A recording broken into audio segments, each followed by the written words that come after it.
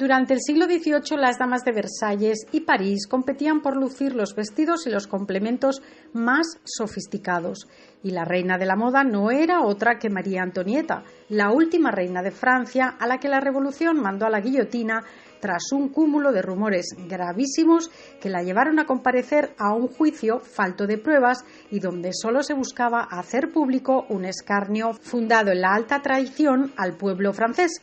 La hija del emperador Francisco José y María Teresa de Austria, casada a los 14 años con el delfín de Francia, Luis XVI, el heredero de la corona, fue quien sin duda alguna marcó el ritmo de la moda en Versalles. Este óleo de Jacques Gautier muestra a la reina presidiendo una reunión y tocando el arpa en 1777 y está en el Museo de Versalles. Eran tiempos en los que se puso de moda entre las aristócratas el vestido a la francesa, un elaborado diseño que constaba de 3 partes: la bata, abierta en su parte delantera y que acababa en cola, la falda y una pieza superior de forma triangular que cubría el torso.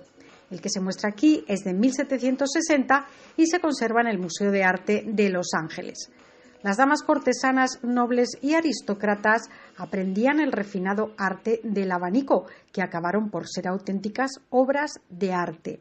Sobre la seda o el papel, sujetado con las varillas de marfil, carey o maderas preciosas, grandes pintores plasmaban refinadas escenas, mientras que los orfebres incrustaban piedras preciosas o hacían bordados con hilo de oro y plata.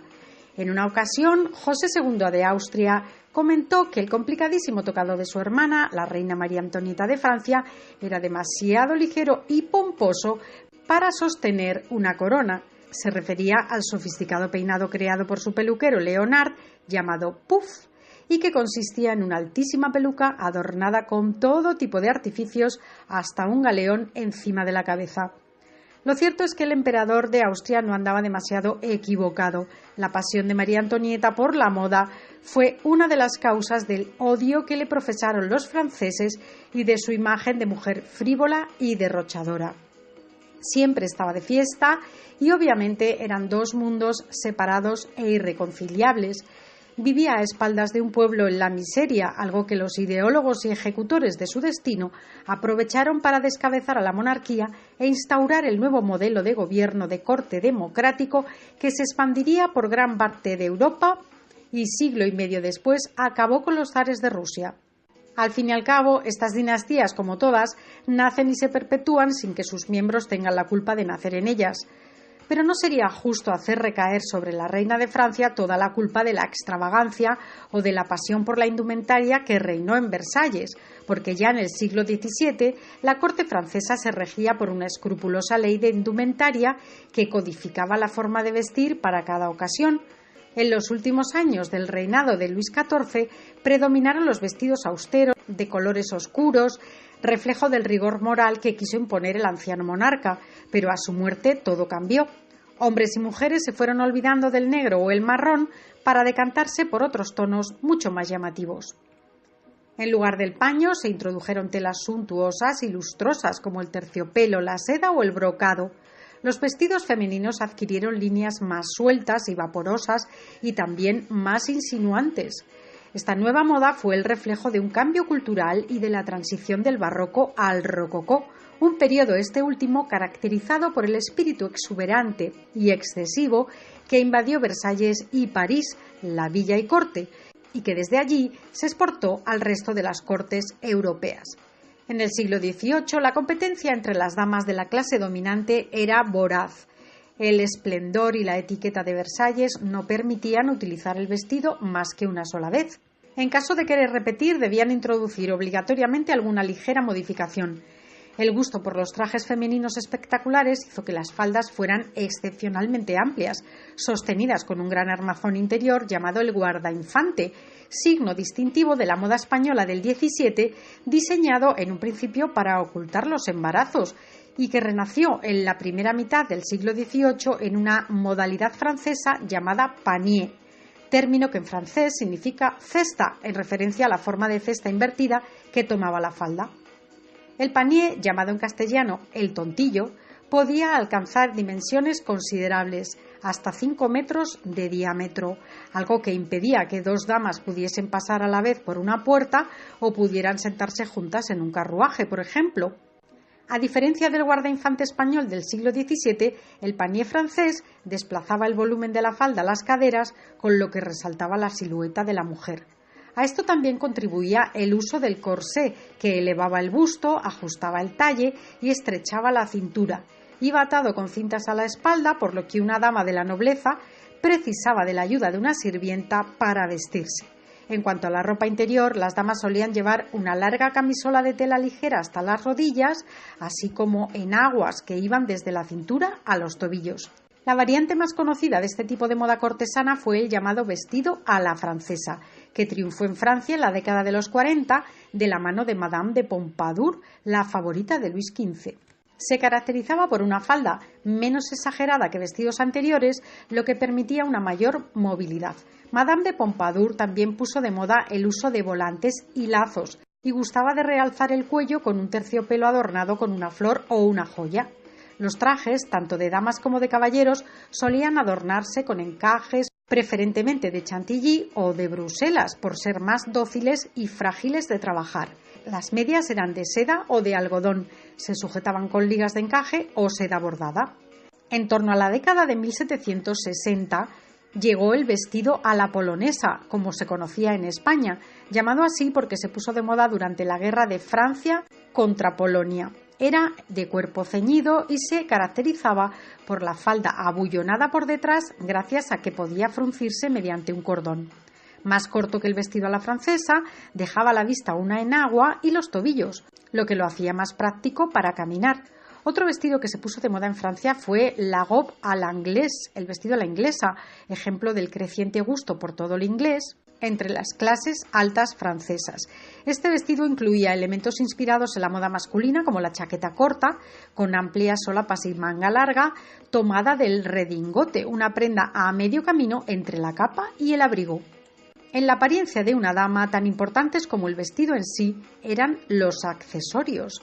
En cualquier ceremonia oficial, las damas debían cubrirse las manos y brazos con guantes si iban sin mangas. Solo en verano se les permitía utilizar mitones, un tipo de guantes que dejaba al descubierto la mitad de los dedos. Los caballeros, sin embargo, solo empleaban los guantes cuando salían de viaje. Pero si algún accesorio era importante para cualquier dama, era el abanico. Las costumbres licenciosas de Versalles se encubrían con el arte del disimulo y el abanico permitió desarrollar un lenguaje gestual que servía para comunicarse a la hora de la seducción. Por otra parte, hay que señalar que el abanico no era un accesorio exclusivamente femenino, ya que los caballeros solían utilizar modelos más sobrios, especialmente en las grandes ceremonias. No fue frivolidad todo lo que rodeó a la pasión por la apariencia en Francia a partir del siglo XVII. Por el contrario, al albur de la moda nació una importante industria textil en Francia, heredera de las políticas proteccionistas de Colbert, el célebre ministro de Luis XIV. Las llamadas manufacturas reales dieron lugar a una pujante industria de la seda en Lyon. Mientras los avances técnicos y los progresos en el ámbito de los tintes favorecieron la iniciativa privada y la creación de numerosas fábricas de medias, sombreros y lencería. Los emprendedores y trabajadores supieron plantar entonces la semilla que hizo de Francia y más precisamente de París la capital de la moda europea a lo largo de los siglos XIX y XX. Posiblemente ya en el XXI haya dejado de serlo y la moda sea completamente global como todo. Entre los profesionales de la moda francesa del siglo XVIII destacan Rose Bertin, pionera de la alta costura francesa, que abrió su propia tienda de modas en París en 1777 y rápidamente se convirtió en la modista preferida de la aristocracia y de la reina, que le abrió un taller propio en Versalles, donde Rose, nombrada ministra de la moda, creó novedosos modelos para la reina, como el llamado Grand Habit de Coeur. Su cercanía a la soberana le dio renombre internacional y sus vestidos se exportaron a las cortes de Londres, Venecia, Viena y Lisboa, entre otras. La modista, además, creó unas muñecas que iban ataviadas con sus propios modelos y que o bien se coleccionaban o bien servían para enviarlas a otras cortes europeas, donde a modo de figurines permitían que las damas estuvieran al corriente de la moda francesa y pudieran encargar a Rose Bertin los últimos y más elegantes vestidos.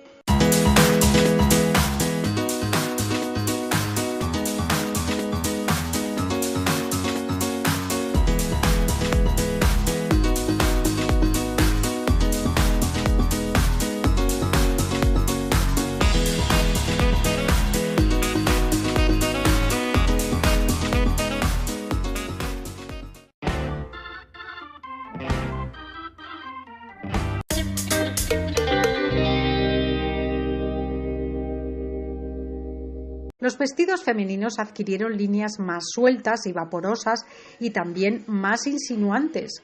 Esta nueva moda fue el reflejo de un cambio cultural y de la transición del barroco al rococó, un periodo este último caracterizado por el espíritu exuberante y excesivo que invadió Versalles y París, la villa y corte, y que desde allí se exportó al resto de las cortes europeas. En el siglo XVIII, la competencia entre las damas de la clase dominante era voraz. El esplendor y la etiqueta de Versalles no permitían utilizar el vestido más que una sola vez. En caso de querer repetir, debían introducir obligatoriamente alguna ligera modificación. El gusto por los trajes femeninos espectaculares hizo que las faldas fueran excepcionalmente amplias, sostenidas con un gran armazón interior llamado el guardainfante, signo distintivo de la moda española del XVII, diseñado en un principio para ocultar los embarazos y que renació en la primera mitad del siglo XVIII en una modalidad francesa llamada panier, término que en francés significa cesta, en referencia a la forma de cesta invertida que tomaba la falda. El panier, llamado en castellano el tontillo, podía alcanzar dimensiones considerables, hasta 5 metros de diámetro, algo que impedía que dos damas pudiesen pasar a la vez por una puerta o pudieran sentarse juntas en un carruaje, por ejemplo. A diferencia del guardainfante español del siglo XVII, el panier francés desplazaba el volumen de la falda a las caderas, con lo que resaltaba la silueta de la mujer. A esto también contribuía el uso del corsé, que elevaba el busto, ajustaba el talle y estrechaba la cintura. Iba atado con cintas a la espalda, por lo que una dama de la nobleza precisaba de la ayuda de una sirvienta para vestirse. En cuanto al alargadísimo tocado de su hermana, la reina María Antonieta de Francia, era demasiado ligero y pomposo para sostener una corona. Se refería al sofisticado peinado creado por su peluquero Leonard, llamado puff, y que consistía en una altísima peluca adornada con todo tipo de artificios hasta un galeón encima de la cabeza. Lo cierto es que el emperador de Austria no andaba demasiado equivocado. La pasión de María Antonieta por la moda fue una de las causas del odio que le profesaron los franceses y de su imagen de mujer frívola y derrochadora. Siempre estaba de fiesta y obviamente eran dos mundos separados e irreconciliables. Vivía a espaldas de un pueblo en la miseria, algo que los ideólogos y ejecutores de su destino aprovecharon para descabezar a la monarquía e instaurar el nuevo modelo de gobierno de corte democrático que se expandiría por gran parte de Europa y siglo y medio después acabó con los zares de Rusia. Al fin y al cabo, estas dinastías, como todas, nacen y se perpetúan sin que sus miembros tengan la culpa de nacer en ellas. Pero no sería justo hacer recaer sobre la reina de Francia toda la culpa de la extravagancia o de la pasión por la indumentaria que reinó en Versalles, porque ya en el siglo XVII la corte francesa se regía por una escrupulosa ley de indumentaria que codificaba la forma de vestir para cada ocasión. En los últimos años del reinado de Luis XIV predominaron los vestidos austeros, de colores oscuros, reflejo del rigor moral que quiso imponer el anciano monarca, pero a su muerte todo cambió. Hombres y mujeres se fueron olvidando del negro o el marrón para decantarse por otros tonos mucho más llamativos. En lugar del paño se introdujeron telas suntuosas y lustrosas como el terciopelo, la seda o el brocado. Ropa interior, las damas solían llevar una larga camisola de tela ligera hasta las rodillas, así como enaguas que iban desde la cintura a los tobillos.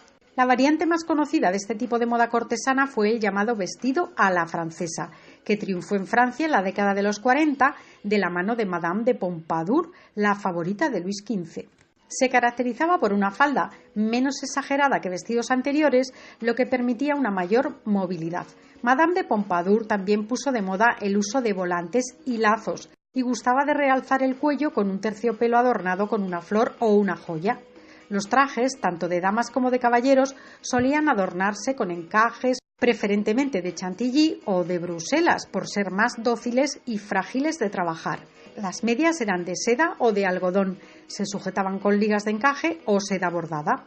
En torno a la década de 1760 llegó el vestido a la polonesa, como se conocía en España, llamado así porque se puso de moda durante la guerra de Francia contra Polonia. Era de cuerpo ceñido y se caracterizaba por la falda abullonada por detrás gracias a que podía fruncirse mediante un cordón. Más corto que el vestido a la francesa, dejaba a la vista una enagua y los tobillos, lo que lo hacía más práctico para caminar. Otro vestido que se puso de moda en Francia fue la robe à l'anglaise, el vestido a la inglesa, ejemplo del creciente gusto por todo el inglés entre las clases altas francesas. Este vestido incluía elementos inspirados en la moda masculina, como la chaqueta corta, con amplias solapas y manga larga, tomada del redingote, una prenda a medio camino entre la capa y el abrigo. En la apariencia de una dama, tan importantes como el vestido en sí, eran los accesorios.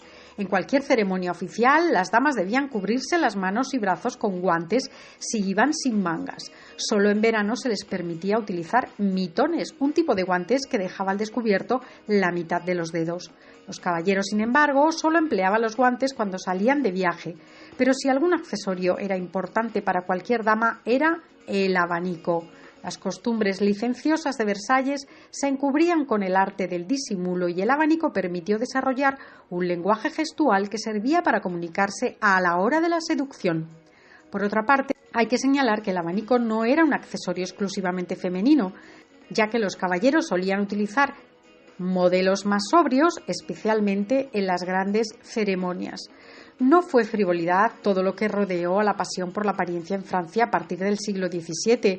Por el contrario, al albur de la moda nació una importante industria textil en Francia, heredera de las políticas proteccionistas de Colbert, el célebre ministro de Luis XIV. Las llamadas manufacturas reales dieron lugar a una pujante industria de la seda en Lyon. Mientras los avances técnicos y los progresos en el ámbito de los tintes favorecieron la iniciativa privada y la creación de numerosas fábricas de medias, sombreros y lencería. Los emprendedores y trabajadores supieron plantar entonces la semilla que hizo de Francia y más precisamente de París la capital de la moda europea a lo largo de los siglos XIX y XX. Posiblemente ya en el XXI haya dejado de serlo y la moda sea completamente global como todo. Entre los profesionales de la moda francesa del siglo XVIII destacan Rose Bertin, pionera de la alta costura francesa, que abrió su propia tienda de modas en París en 1777 y rápidamente se convirtió en la modista preferida.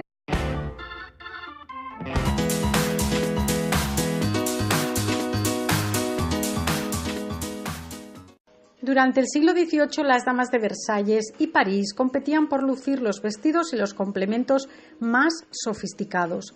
Y la reina de la moda no era otra que María Antonieta, la última reina de Francia, a la que la Revolución mandó a la guillotina tras un cúmulo de rumores gravísimos que la llevaron a comparecer a un juicio falto de pruebas y donde solo se buscaba hacer público un escarnio fundado en la alta traición al pueblo francés.